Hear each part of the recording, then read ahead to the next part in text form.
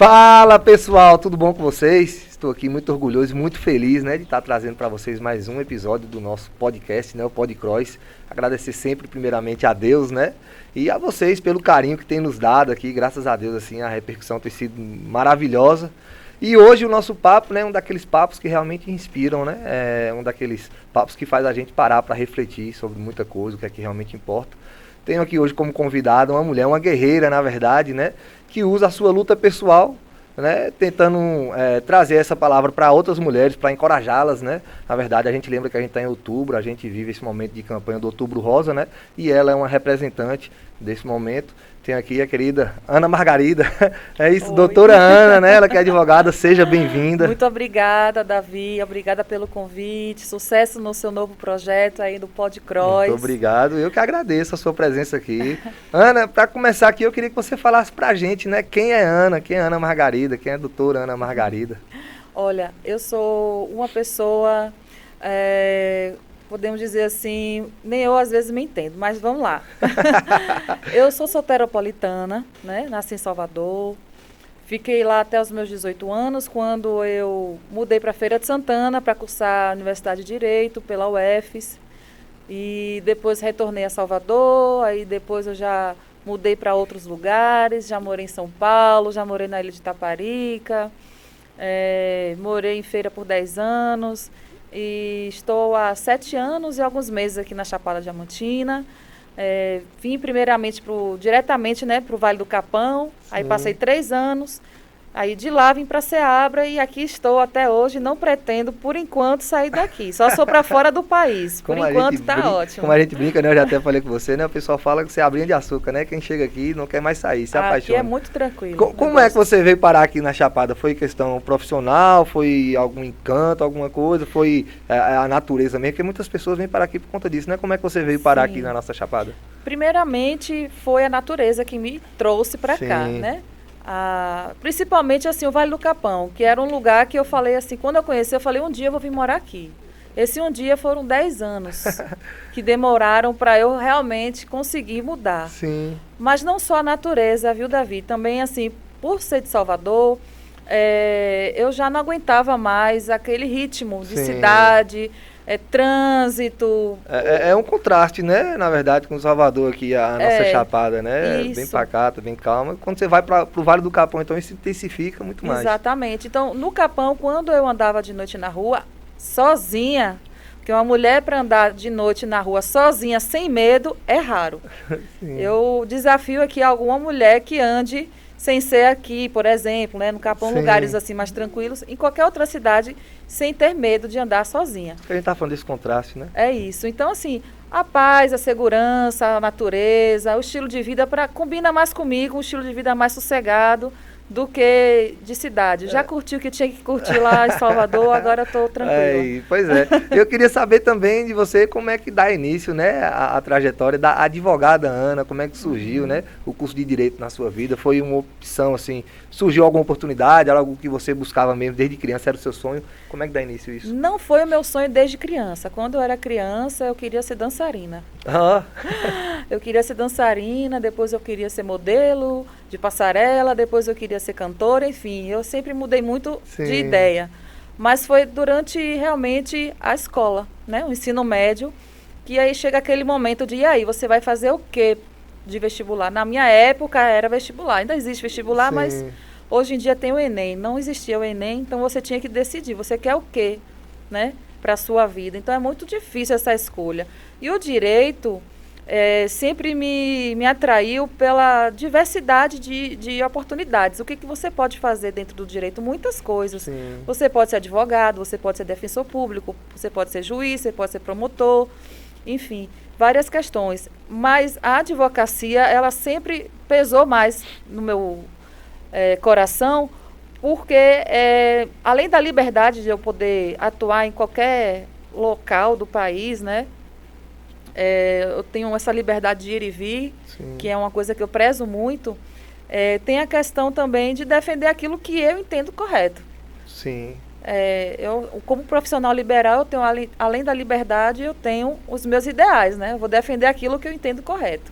É ótimo isso, eu converso bastante assim, né, com alguns colegas advogados e, na verdade, me fez entender algumas coisas do tipo, que existem questionamentos, né, por exemplo, como é que você defende alguém que fez uma atrocidade? Na verdade, ele não está tentando fazer com que aquela pessoa pareça inocente, né, mas apenas que aquela pessoa caiba e tenha um julgamento correto, né, às vezes as pessoas entendem isso errado e acaba julgando mal, né, alguns advogados que, diferente de você, não abraça uma causa só, mas acaba fazendo aquilo como profissão, como o seu ganha-pão e, tipo, tá tudo certo, né?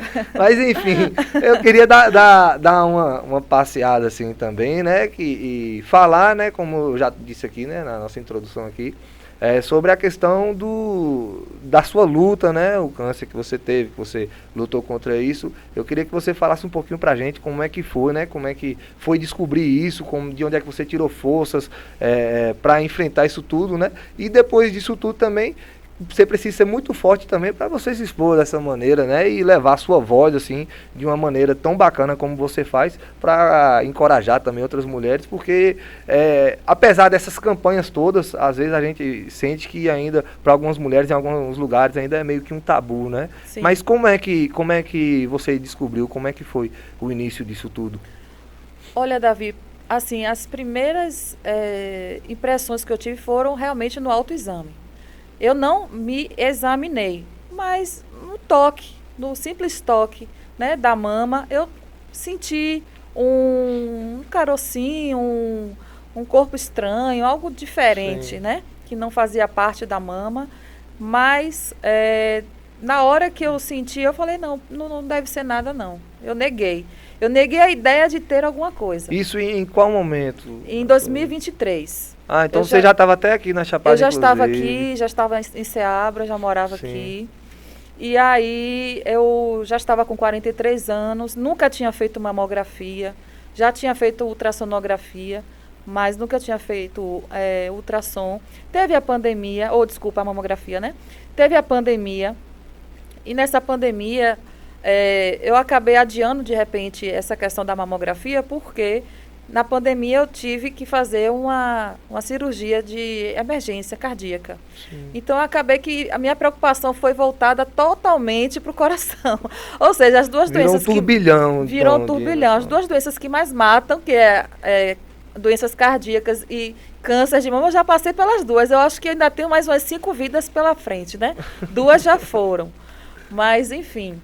E aí nesse momento que eu descobri esse carocinho, aí sim, aí eu fui investigar, né? Aí eu fui ao médico, solicitei, olha, eu quero fazer uma mamografia, me passe, por favor, aí os exames que eu preciso fazer para poder entender o que é isso, descobrir o que é isso. Você chegou a dividir com alguém ou você foi sozinha? Não, até então, só umas poucas pessoas, sim, mais íntimas que sabiam que eu estava investigando, né? Sim. Mas quando eu, de fato, descobri, depois de ter feito a biópsia, porque a gente só descobre, de fato, se aquele nódulo ele é benigno ou maligno depois da biópsia. E aí eu fiz tudo isso em Salvador, né? O tratamento todo foi feito em Salvador pelo SUS, pelo Hospital da Mulher. E aí, quando eu descobri esse problema, né, essa doença, que de fato era um nódulo maligno, eram 2 nódulos malignos, na verdade, eu simplesmente não quis abrir a informação para as pessoas. Sim. Porque primeiro eu precisava entender o que era aquilo que eu ia viver, o que eu ia passar, né? Eu imagino, até por isso que eu perguntei, né, se no começo, antes mesmo de procurar um médico, você já tinha dividido, porque geralmente assim, eu imagino, né, que aconteça isso. Todas as pessoas, quando começam assim, nessa fase de investigação, são positivas. Falam assim, não é nada não, não vai ser nada não. Uhum. Fique tranquila, você vai ver, não vai ser nada não. E a gente fica com essa esperança, realmente, né? Eu, pelo menos, pensei dessa forma.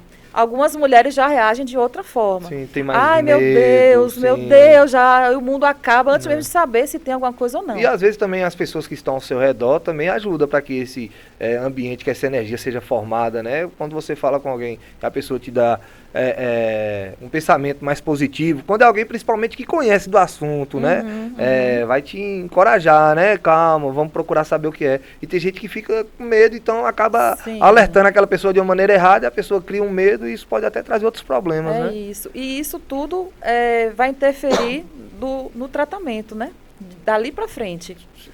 Imagino que a questão mental deve ser muito importante. O emocional, ele é fundamental no tratamento. Uhum.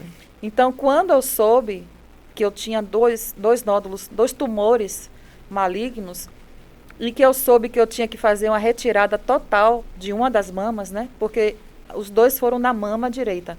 Então, eu teria que tirar a mama toda. Porque o tipo de nódulo que existia na minha mama, esqueci agora, luminal, alguma coisa, é multifocal. Ele é um nódulo que ele irradiava para toda a mama. Então, não adiantava tentar tirar somente o tumor. Tinha que tirar tudo para não ter nenhum risco. Para não propagar. De ficar alguma coisa lá. Então, tive que fazer realmente a mastectomia total, né? Para mim, já foi um impacto. Imagino. Para uma mulher, você ter que tirar uma mama realmente é um impacto. Mas, graças a Deus, o SUS, hoje em dia, ele consegue fazer, né? Consegue diminuir, de certa forma,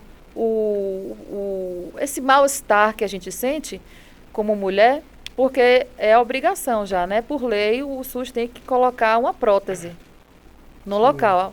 Uma prótese, isso que vai dizer é o médico, né? Tem mulheres que já colocam, que foi o meu caso, eu já saí da cirurgia com a prótese.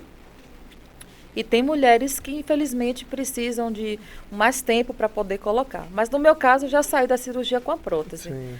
E aí, fiquei sem saber se eu ia fazer quimioterapia, se eu não ia, radioterapia, eu não sabia de nada ainda, só fiz a cirurgia. Após um tempo da cirurgia, aí realmente o protocolo exigiu que eu fizesse um tratamento de quimioterapia. Então, você precisou fazer Precisei fazer quimioterapia, 6 sessões. Só para entender aqui, quando aconteceu, né, e você foi atrás de diagnóstico e tal, você descobriu, foi logo no início, você descobriu que já tinha algum tempo. Sim. E você só percebeu depois? Foi logo no início. Foi no início, né? Isso, foi estágio inicial. Entre aspas, né? Facilita, né? A questão do tratamento. Com certeza. Por isso que a gente está aqui na campanha, né?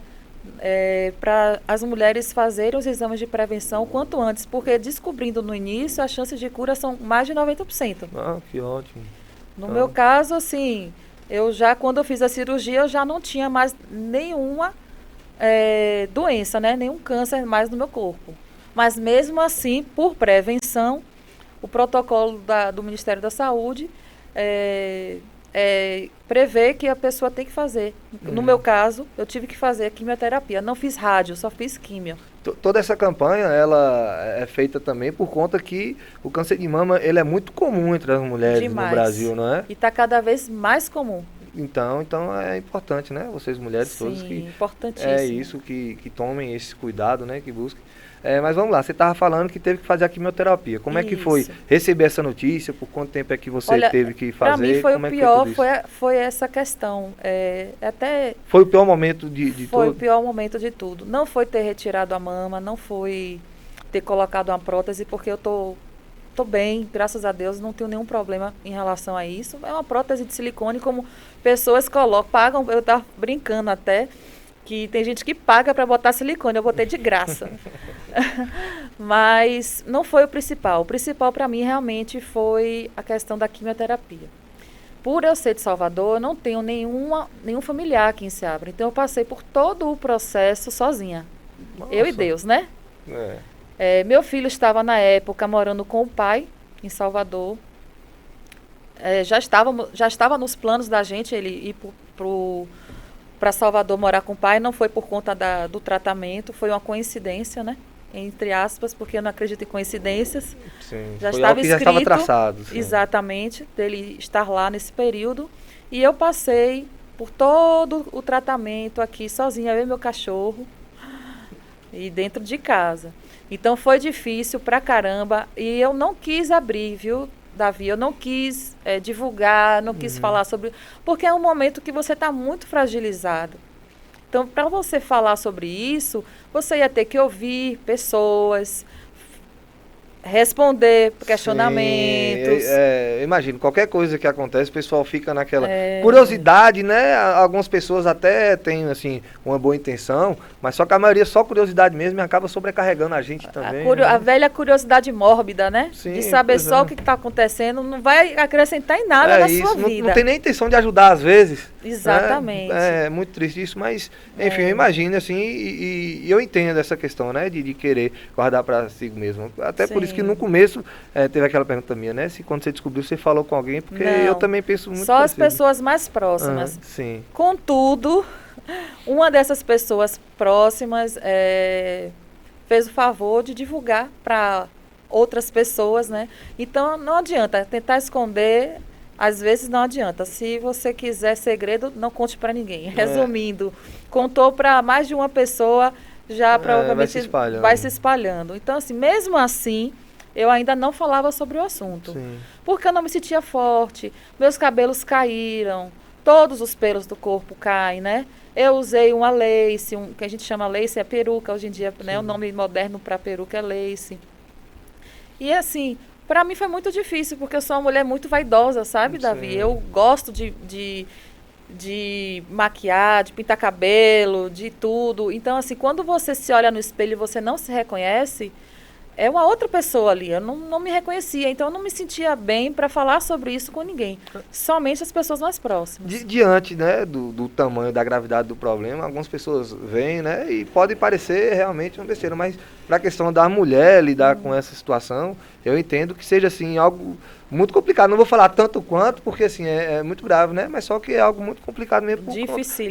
Toda a questão de vaidade, você tem que passar por isso sozinha, entre aspas, né, como Sim. você falou. Eu imagino que intensifica ainda mais isso. Foi uma provação. Imagino. E você fez esse tratamento por quanto tempo? Então, o tratamento de quimioterapia, ao total, foram 3 meses e meio.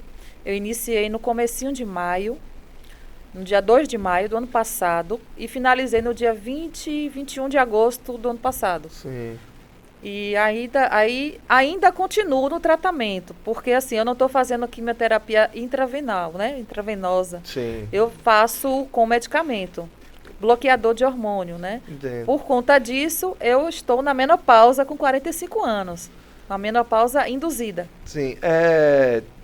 Com toda essa questão, né, você falou que acabou, que se espalhou de uma maneira, os comentários, né, de uma maneira que você não queria, fugiu do seu controle, então chegou um momento que você tem que falar, então agora eu vou ter que falar. Sim. Como é que foi chegar para essas outras pessoas que não estavam num ciclo tão próximo e falar, porque você estava lidando naquele momento com algo muito difícil, né, assim, a questão psicológica, como você falou, a questão da vaidade, a questão de você saber que você está lutando contra o câncer, a questão de ter que passar por um tratamento e você tá numa cidade, né, como você falou, entre aspas, sozinha, né? Sim. Então, como é que foi lidar com isso tudo, com essa questão psicológica, de falar com as pessoas, de se abrir realmente?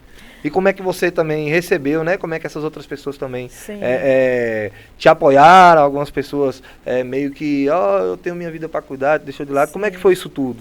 Olha só, aqui em Ceabra, eu tinha falado sobre esse assunto. Eu falar diretamente para 3 pessoas só. Foi uma dessas 3 pessoas que saiu fofocando a cidade toda. Por que eu não quis falar, gente? Porque é uma doença muito estigmatizada. Você fica muito taxado quando você passa na rua. É uma doença que as pessoas ainda olham com olhares preconceituosos, né? Para você. Então, assim, eu não queria que ninguém sentisse pena de mim. Eu sou uma mulher muito independente, muito pra frente. Eu não gostaria de ter olhares de pena em relação a mim. E também não queria virar assunto que não fosse da minha profissão, da minha pessoa, né? Sim, claro. Enfim, então eu não contei nada. Eu agi como se nada tivesse acontecendo. Muitas pessoas, inclusive, estão sabendo disso agora. Porque na época não houve essa conversa. Eu não falei. Não falei porque por proteção mesmo. Foi algo que você abriu, né? Não falei. Eu só estou falando sobre isso agora. Olha. Eu fiz agora, você viu, né? Que eu te falei antes, a gente falou sobre isso. Eu fiz um vídeo no meu Instagram. Que aí sim, eu falei, já que eu não falei até hoje, agora eu vou falar logo para todo mundo de uma vez só. E aí eu fiz aquele vídeo, porque eu esperei ficar forte, eu esperei que meu cabelo crescesse, eu esperei, me senti à vontade para falar sobre o assunto. Sentir psicologicamente no momento. Psicologicamente, emocionalmente. Então, hoje, assim, eu estou preparada para falar sobre isso, responder as perguntas tranquilamente. E até você passar por isso tudo, né? Como é que você fez para tratar essa questão do psicológico, para você chegar nesse momento que você falou, né? Tipo assim, tá um momento melhor que aquele psicologicamente. O que foi que você fez para melhorar isso? Teve algum acompanhamento psicológico? Teve amizade, família, enfim, o que é que você fez para poder... Se eu disser a você que eu não tive acompanhamento psicológico nenhum e nem aconselhamento de família nenhum, você acredita? É porque assim, quando a gente imagina, né, que alguém está no momento psicológico melhor, você imagina que passou por uma dessas duas, um desses dois caminhos, né? No psicólogo, ou então se aproximou da família. E o que foi que você buscou então? No meu caso, eu busquei na espiritualidade. Foi na minha fé mesmo. Eu, ano passado, assim, eu tive o que a gente chama de despertar espiritual. Eu já vinha tendo o despertar espiritual, mas foi no ano passado que realmente a vida me jogou de cabeça para baixo e me sacudiu. Falar, agora você vai provar se realmente você tem fé ou se você não tem fé. E foi isso que aconteceu comigo. Naquele momento eu não me senti sozinha, porque eu sentia, né, eu tenho os meus guias, né, a minha fé, eu não tenho religião, mas eu tenho uma espiritualidade muito forte, que eu chamo de espiritualidade livre. Eu transito entre várias religiões sem me apegar a nenhuma delas. E tem os meus guias espirituais que estão comigo. E eles, o tempo inteiro, não me abandonaram, né? Então, assim, assisti muito vídeo espírita, né? Eu consagro a medicina chamada ayahuasca, não sei se você já ouviu falar. Conheço, tenho alguns amigos também. Eu já consagro a ayahuasca, já tenho, deixa eu ver, uns 4 anos, mais ou menos. Então, Santo Daime, né? É o mesmo chá do Santo Daime, porém, a vertente que eu frequento é mais voltada para o xamanismo. Sim. Né? São as medicinas da natureza. Então, tudo isso me fortaleceu, né? A questão das medicinas, né, sagradas da floresta, juntamente com essa parte espiritual. E eu sabia que eu tinha que passar por isso sozinha. Algo dentro de mim falou, você tem que passar por isso sozinha. Nessa época eu me afastei de amigos. Sozinha em carne, né? Que você está falando dos seus guias sozinha fisicamente, sim. Né? Eu sabia que eu tinha que passar por esse momento, porque foi um momento de separar o joio do trigo, digamos assim. Então, eu deixei muita gente que eu achava que era amiga, que não era amigo. E você já tinha percebido isso por conta do já tinha percebido né? Você já tinha tido uma prova dolorosa disso, né? Exatamente. Então, ano passado foi um ano, assim, determinante na minha vida. Foi um ano que eu renasci das cinzas. Sim. Por isso, inclusive, que eu agora estou com a camisa aqui, mas eu tenho uma fênix aqui no braço, tatuada. Que representa esse renascer das cinzas. Que é justamente esse renascimento das cinzas, né? Porque eu fui realmente para o fundo do poço e renasci melhor do que antes. Hoje em dia eu me considero uma pessoa muito mais forte para encarar as dificuldades da vida. Sim. Me considero uma pessoa mais tranquila em relação a quem eu sou, né? O autoconhecimento, meu autoconhecimento ele está sendo lapidado constantemente, mas eu já me conheço muito mais. Eu vou dizer assim, né? Vou usar esse termo, se estiver errado aqui, você me corrige, tá? Isso então potencializou, porque no começo da nossa conversa você tinha falado, né, que você já tinha buscado a chapada, por conta, você usou isso, né? Já vivi a parte que eu tinha que viver de farra e tal, sim. Então você já estava buscando isso, né? Essa tranquilidade, esse outro momento na sua vida. Então você acha que isso tudo que aconteceu potencializou isso que você já vinha pensando ou realmente mudou de uma forma assim, geral, tudo que você acreditava?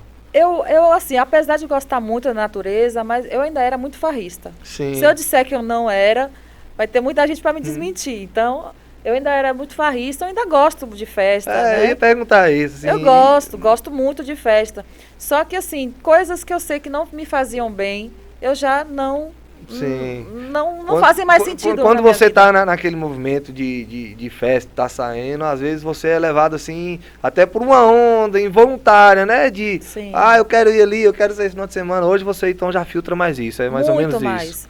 Entendo. Muito mais. Tanto questão de companhia como lugares, né? Sim. Então, como eu tive que parar de ingerir bebida alcoólica, por exemplo, eu tive que parar de beber, né?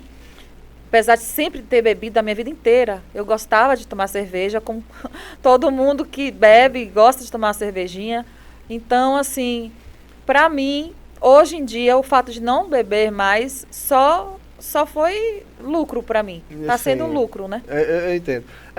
Você teve essa questão da espiritualidade, né, que te ajudou, como você falou e tudo. Só que eu imagino que você deve já ter conversado com outras pessoas que também enfrentaram e que tiveram outros caminhos também, né, onde também conseguiram achar uma outra forma de vencer isso tudo, né, de se tornar uma pessoa mais forte para poder enfrentar isso tudo também.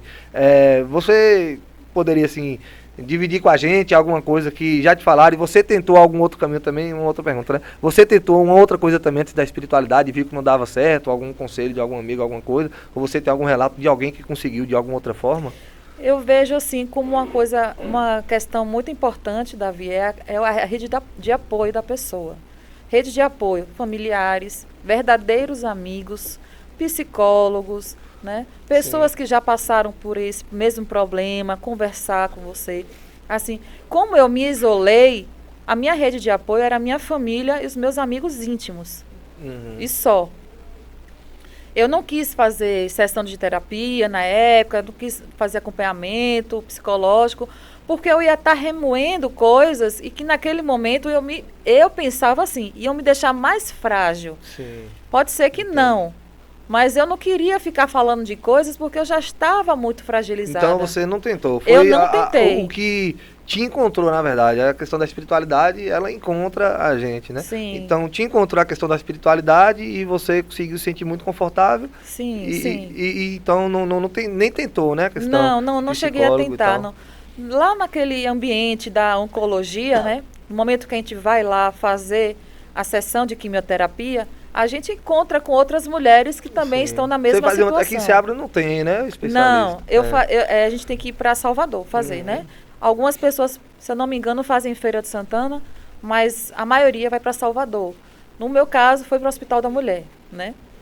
Então, lá no Hospital da Mulher, no setor que eu fazia quimioterapia, o setor de oncologia, a gente conversava. E, assim, existem várias formas de você administrar esse problema. Eu escolhi administrar da melhor forma, da forma positiva. Eu não ficava reclamando, eu não ficava dizendo, ai meu Deus, por que isso aconteceu comigo? Sim. Ai, por que eu tinha que passar por isso? Me vitimizando, sim. Exatamente. Eu escolhi não me vitimizar, porque é uma escolha, Davi. Tudo que a gente fala nesse sentido, eu vou escolher falar para Davi isso.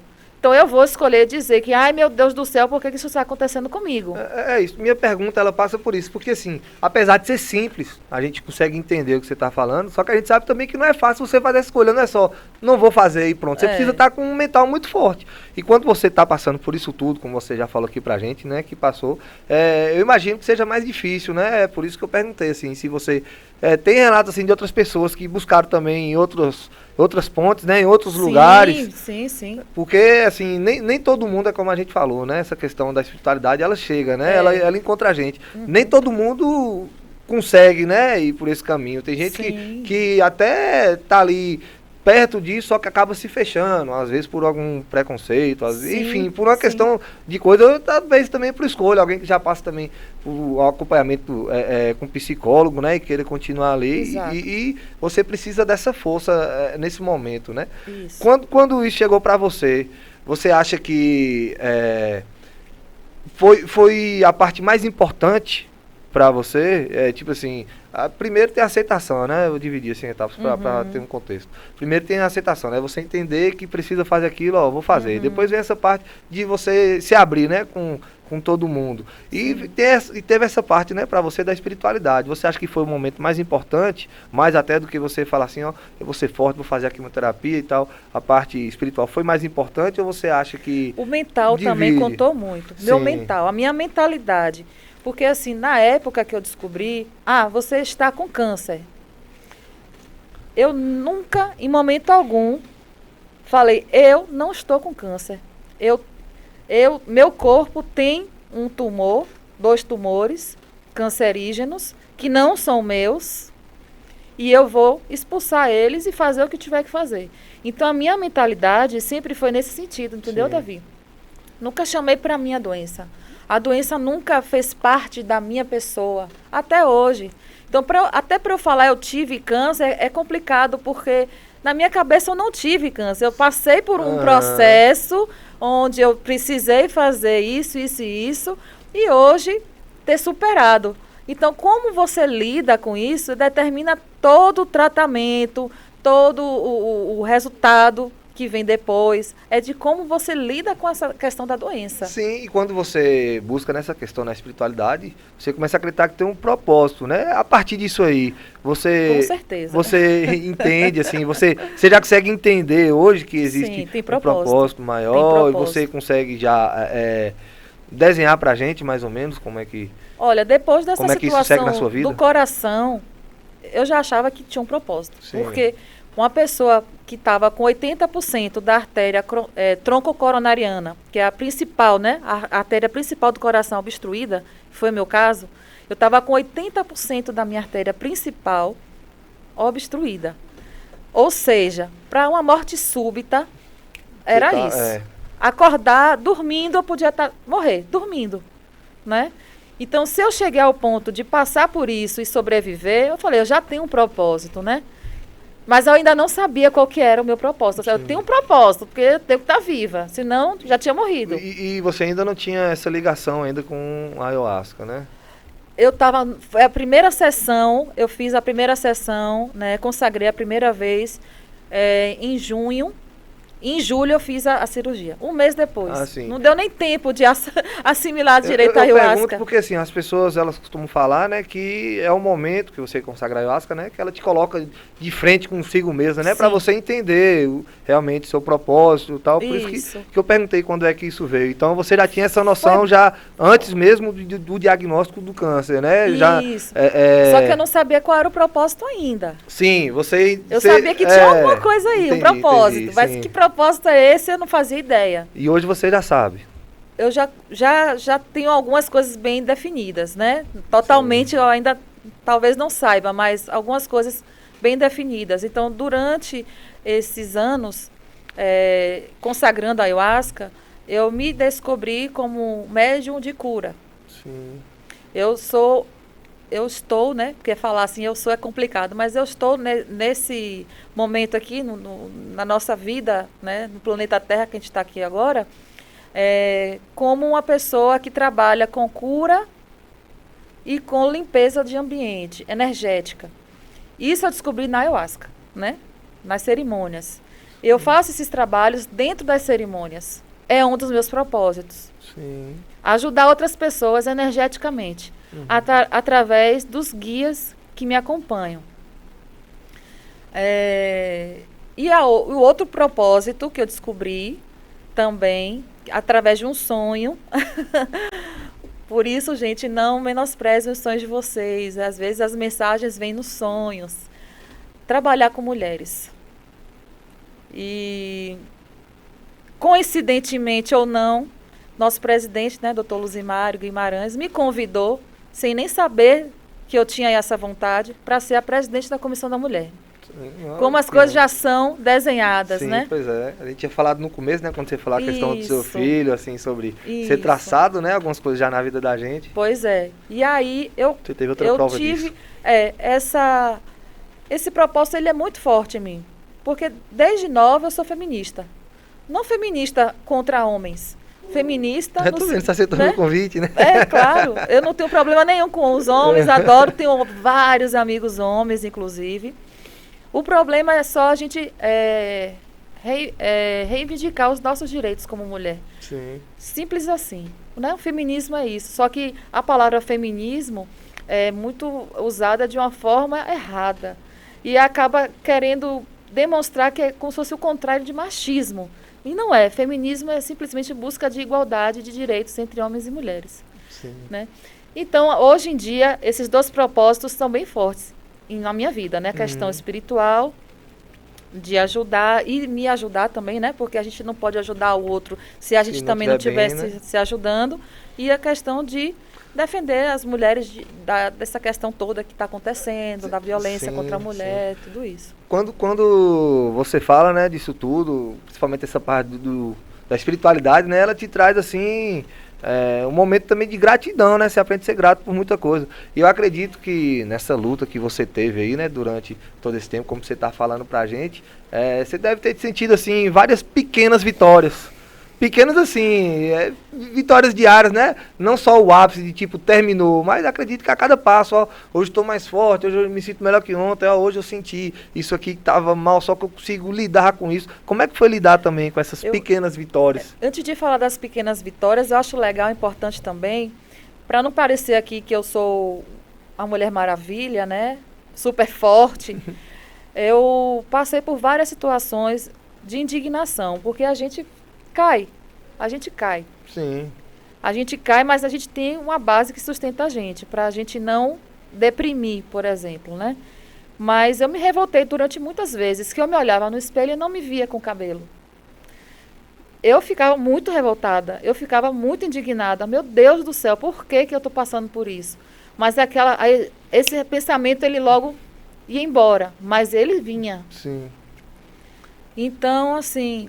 Quando você se dá conta de que, como nesse estalo, né, você fez, né? Ele foi embora, isso é uma vitória também. Isso é uma pequena vitória, porque você está ali pensando assim, eu sou ser humano, eu sofro, eu também fico triste, eu também entro em desespero, eu também... Só que tudo isso daqui é pequeno em relação ao que eu ainda posso ter, ao que eu posso conseguir, ao que eu posso viver. Então, é para dizer assim, resumindo, que tudo isso que acontece na nossa vida, é normal a gente sofrer, ficar triste, né? Ficar desanimado também. Sim. Mas que não demore muito, que seja rápido, essa sensação que passe logo, porque, como eu falei, o emocional da gente é o que vai fazer todo o diferencial no tratamento. E você tem que estar pronto, né? Porque, como você fala, aquela questão da escolha, né? Você tem que entender que você tem que escolher. Tá bem, né? Naquele momento ali. E assim, como eu falei, é simples de entender, mas na prática, óbvio que não é fácil. Isso, porque não é fácil. Eu imagino que não seja. A gente tá falando disso tudo, né? Eu queria que você comentasse com a gente também um pouco assim, como você foi tão a fundo, né? Nessa questão do câncer. Quais são os fatores, assim, que fazem, que são mais agravantes para o câncer? Olha, eu não tenho, assim, ciência de questões genéticas, né, de família. Sim. Pesquisando, assim, por baixo, eu não tenho esse histórico. Porque tem a questão genética, tem a questão também de hábito de vida, dos hábitos da gente. Como eu falei, assim, eu fui fumante. Eu fumei cigarro por 24 anos. Bebia, fumava, comia porcaria. Até hoje eu como um pouco de porcaria, normal, mas já não bebo e não fumo mais. Então, assim, eu acho que isso contribuiu muito, sabe, Davi? A forma que eu levava a vida, meio desregrada, certo, né? Então, assim, o fator genético é algo bem forte nisso, mas no seu caso, você acredita que não foi? Que não foi. Eu acredito que no meu caso foram dois fatores. Questões de hábitos de vida, alimentares, estilos de vida, perder noite, fumar, beber e tal. E também emocionais. Sim. O emocional, ele é também um fator que a gente tem que prestar atenção, porque dependendo do seu emocional, você desencadeia uma doença fácil. A gente chama de somatizar, né? A gente somatiza o que a gente sente. Então, sim, o corpo, ele vai sentir o que a emoção está proporcionando. É um reflexo, né? É um reflexo. Então, acho que foram mais essas duas questões, no meu caso, né? Sim, toda essa questão da espiritualidade, voltando aqui, né? Ela te acompanhou durante todo esse tempo da ayahuasca, né? Eu queria ter feito essa pergunta na hora que a gente estava falando, não falei. Durante o tratamento, você podia consagrar também? Eu perguntei à minha médica oncologista, né? Se eu poderia consagrar, ela me liberou. Eu consagrei 2 vezes durante o tratamento. Sim.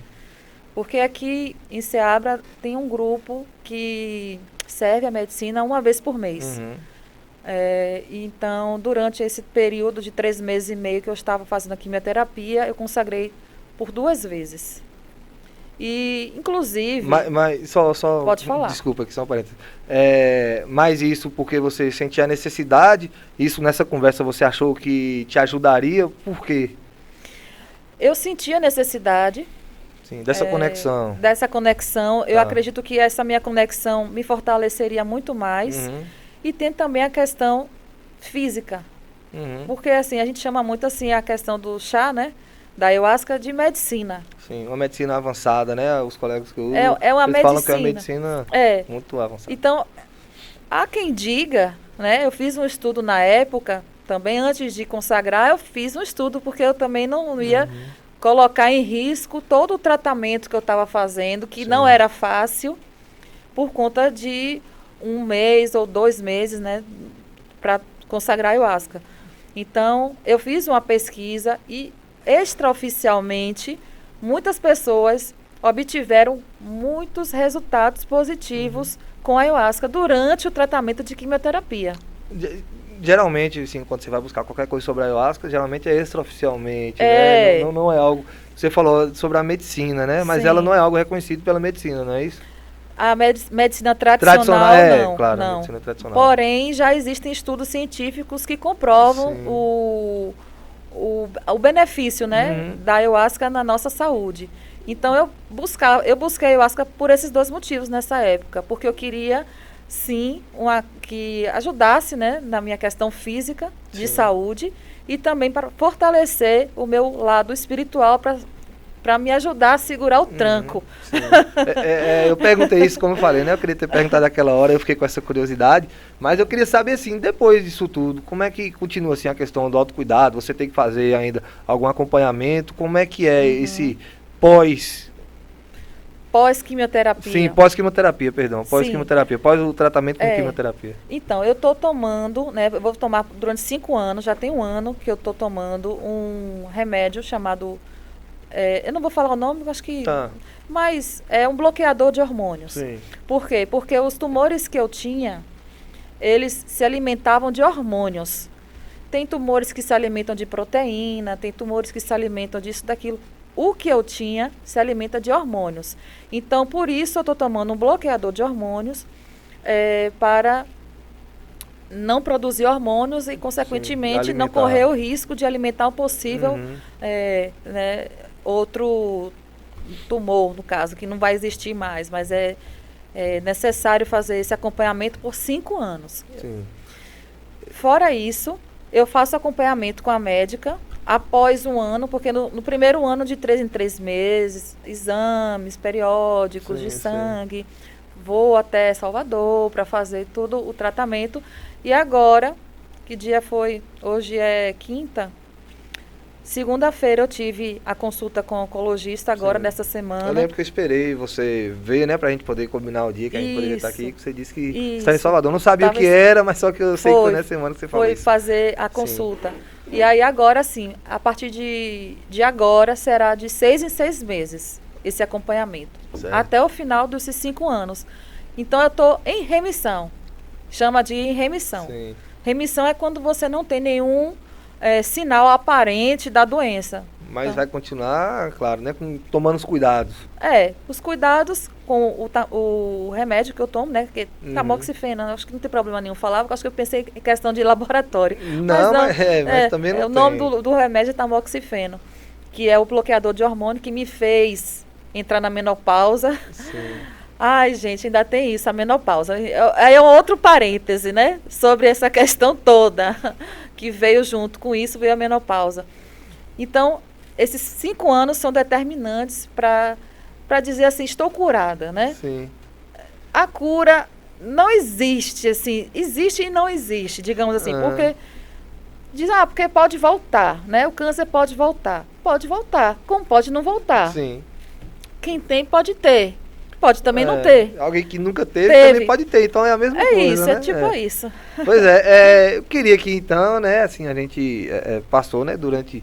Você falou, né, sobre toda essa trajetória do câncer. Eu queria que você deixasse, assim, uma mensagem, né, final, assim, para as mulheres, né, que estão nos acompanhando também. E, claro, para todo mundo que está nos assistindo, né, em especial as mulheres, por conta dessa questão do câncer de mama, né? Gente, o que eu posso dizer é o seguinte. câncer de mama existe, é uma realidade. Não diminuam essa possibilidade na vida, certo? Façam os exames necessários. Se vocês fizerem o autoexame e sentirem qualquer tipo de caroço, de nódulo, qualquer coisa diferente da sua mama, investigue imediatamente, porque o tempo da ciência, né, que a pessoa fica sabendo que tem até o começo do tratamento, determina muito a questão das chances de cura.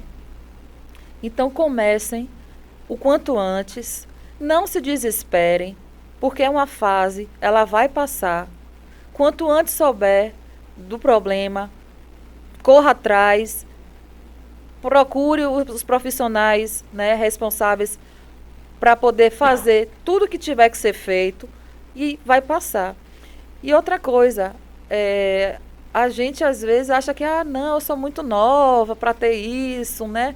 Mas o câncer de mama está acometendo mulheres cada vez mais cedo, mais jovens. Então, qualquer desconfiança, gente, qualquer uma, procure um médico, façam os exames, façam o autoexame, que é imprescindível. Eu descobri através do toque, não foi através de um exame de laboratório, né? Não foi através de uma ultrassonografia, nem exame de sangue, nem de mamografia, foi no toque.